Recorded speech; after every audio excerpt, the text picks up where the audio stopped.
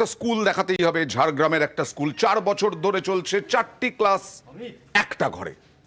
কারণ চাঙড় ভেঙে পড়ছে, যে কোনো সময় প্রাণ সংশয় হতে পারে। তবে এর আগে দেখিয়েছি, শুধু শিক্ষা দপ্তর, শুধু ডিআই, এসআই এদের ওপরে নয়, শিক্ষকদের সদিচ্ছার ওপরেও নির্ভর করে তাঁরা কতটা আগ্রহ দেখিয়েছেন এই স্কুল সারানোর। দেখুন।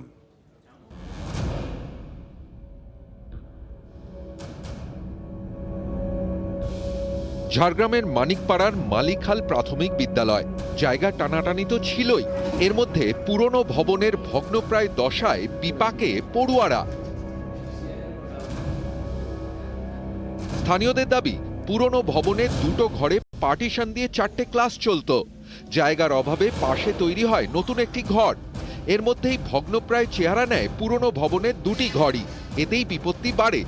দুর্ঘটনা এড়াতে 4টি ক্লাসই সরিয়ে আনা হয় পাশের নতুন ঘরে। এখন একটি ঘর ভাগ করেই চলছে 4টি ক্লাসের পড়াশোনা। বাচ্চাদের নিয়ে মাস্টারমশাইদের ক্লাস করতে খুবই অসুবিধা হচ্ছে। কোন সময় যে ছাদ ভেঙে পড়বে বলা মুশকিল। পঞ্চায়েতকে দিয়ে অনেকবার জানানো হয়েছে, মাস্টারমশাইরা তারা নিজেরা আলাদা করে জানিয়েছেন, কিন্তু আজ পর্যন্ত কোনো সুরাহাই হয়নি। একদম ভেঙে পড়ছে, প্রায় 3-4 বছর হয়ে গেল। এরকম অবস্থায় স্কুল চালাচ্ছে, কিন্তু একটা নতুন বিল্ডিং আছে সেটার মধ্যে চালানো হচ্ছে। তো সেটাতে অসুবিধা হচ্ছে, 3-4টা ক্লাস একসঙ্গে কাটানো অসুবিধা হচ্ছে। দিদিমণিরাও বলছে, মাস্টারমশাইরাও বলছেন, অভিযোগও করেছেন, গ্রামবাসীরাও অভিযোগ করেছে। অভিযোগ, 4 বছর ধরে এভাবেই একটি ঘরে চলছে লেখাপড়া। বারবার প্রশাসনকে জানিয়েও লাভ হয়নি বলে দাবি।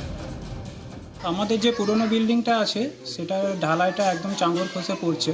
তো ওখানে আমরা বাচ্চাদের নিয়ে বসতে রিস্ক বোধ করছি। আমাদের যে আরেকটা বিল্ডিং আছে তাতেই ক্লাস করানো হচ্ছে, পিবি থেকে 4, প্রায় 5টা ক্লাস। একটা রুমের মধ্যে 5টা ক্লাস করানো যাচ্ছে না। একসাথে 37 জনকে একটা ছোট্ট রুমের ভিতরে কিছু করার নেই, তো এখন করতে হবে।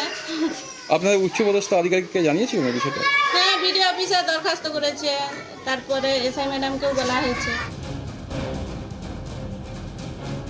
ওর কাছ থেকে যেহেতু খবর পেলাম, আমি কাল অথবা পরশুর মধ্যেই স্কুলটা ভিজিট করছি, এবং যদি এরকম পরিস্থিতি থাকে, বিপজ্জনক অবস্থায় থাকে স্কুল বিল্ডিং, তাহলে সেটা আমি সর্বশিক্ষা মিশন বা অন্যান্য যে সমস্ত জায়গা রয়েছে, জেলা পরিষদ, পঞ্চায়েত সমিতি, এই সমস্ত জায়গাগুলোতে রিপোর্ট করব এবং ওনাদের কাছ থেকে আমি সাহায্য চাইব যাতে স্কুলটা পুনর্গঠন করা যায় আর কি, বিল্ডিংটা।